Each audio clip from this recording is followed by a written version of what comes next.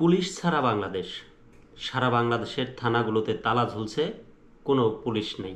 পুলিশের নতুন আইজিপি তিনি রাষ্ট্রপতির সাথে দেখা করেছেন এবং বলেছেন, বিভিন্ন গণমাধ্যমে সাক্ষাৎকার দিয়েছেন যে আগামী বৃহস্পতিবারের মধ্যে সকল পুলিশের কাজে বা তাদের কর্মস্থলে ফিরে আসতে বা জয়েন করতে তাদের যারা যেসব পুলিশ কর্মকর্তা জড়িত বা দোষী তাদের বিচার করা হবে এবং যারা নির্দোষ তাদেরকে কাজে নিয়োগ করা হবে। এদিকে পুলিশ ছাড়া সারা বাংলাদেশ কেমন ছিল? আজকে পর্যন্ত দেখা গেছে এখন পর্যন্ত যে সারা বাংলাদেশের বিভিন্ন স্থানে ছাত্ররা ট্রাফিক পুলিশের দায়িত্ব পালন করছেন। মানে ট্রাফিক পুলিশের যে কাজ, গাড়ি নিয়ন্ত্রণ করা, সেই কাজগুলো ছাত্ররা করছে। তারপর বিভিন্ন জায়গায় যেখানে যেখানে দরকার।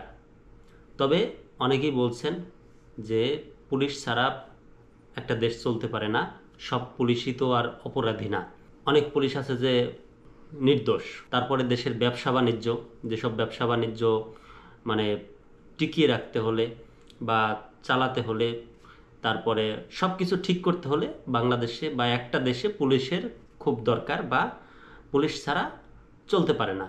সেজন্য আগামী বৃহস্পতিবারের মধ্যে পুলিশের যার যার কর্মস্থলে ফেরার যে নির্দেশ সেটা দিয়েছেন নতুন আইজিপি। তবে এখন কিন্তু দেখার অপেক্ষায় যেসব পুলিশ প্রকৃতপক্ষেই দোষী তাদের কী ধরনের শাস্তি দেওয়া হয়।